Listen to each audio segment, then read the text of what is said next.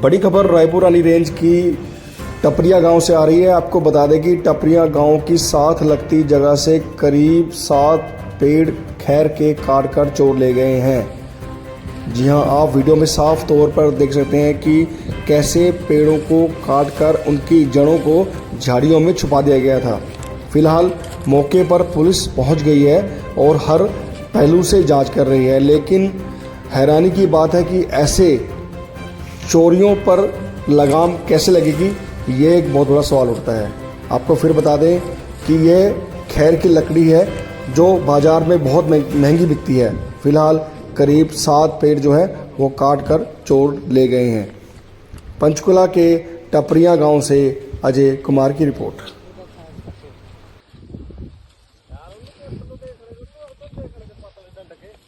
कभी नहीं मिलेगा तो